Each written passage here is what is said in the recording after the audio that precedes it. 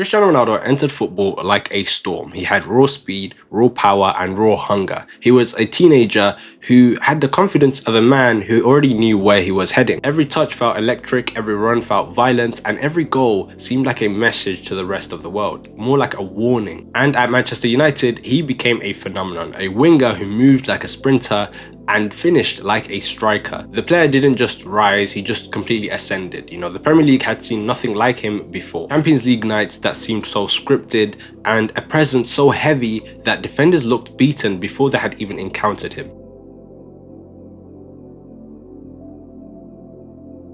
Cristiano Ronaldo became the face of ambition and the definition of obsession. The blueprint for every kid who believed hard work could turn them into something impossible. And Portugal followed the exact same pattern. Every qualifier, every tournament, every moment of pressure, and Cristiano Ronaldo stood in the center of it. The country didn't just rely on him, they revolved around him. He carried them to the Euros, to the Nations League, and through eras where the squad wasn't even ready for. And for 2 decades, Ronaldo wasn't just another footballer, he was a symbol, a force, a reminder that greatness can be built from nothing as long as the fire inside burns hot enough.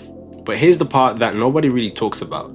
All of that success, all of those achievements came from one thing: independence. Cristiano Ronaldo built his entire identity around the idea that he didn't need anyone. He could walk into any club, any league, any dressing room and dominate without relying on chemistry or connection. And for years, he proved it. He made independence look like a superpower. Meanwhile, on the other side of football, Lionel Messi was building something completely different. Messi grew inside a family. He had players like Xavi, Iniesta, Busquets, Dani Alves, all players who didn't just respect him, but they understood him. All these players moved like they were sharing the same brain as Messi. And through Messi's Argentina career, that same pattern continued, especially from the 2021 season all the way to the current 2026 season. Players like Martinez, De Paul, Di Maria, Enzo, Alvarez, these are players who would run themselves onto the ground just for his sake. These guys would embarrass themselves if it meant that Messi could get some time to shine. And it was that importance of not just seeing him as a superstar, but more of as a brother or some relative.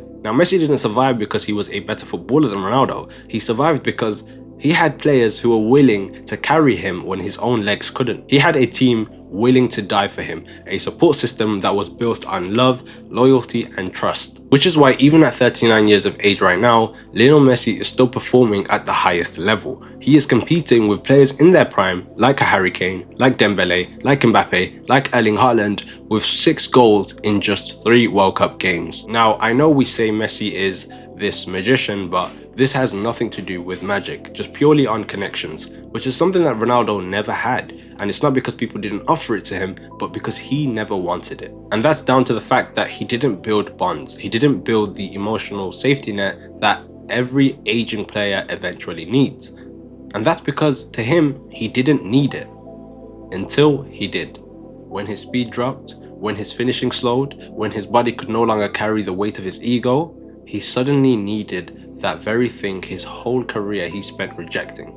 And that is where the tragedy begins. The 2022 World Cup was the moment where everything cracked. The first time Portugal performed better without him on the team. And so the 6-1 win against Switzerland wasn't just a result, it was a revelation. The team flowed better, they pressed, they combined, and they weren't relying or waiting on one man to save them. For a player who built his entire identity on being the hero, watching your team thrive without you is a nightmare. But instead of adapting, Ronaldo held on. He demanded minutes, he demanded respect, he demanded to be the center, even when he could no longer deliver like the old days.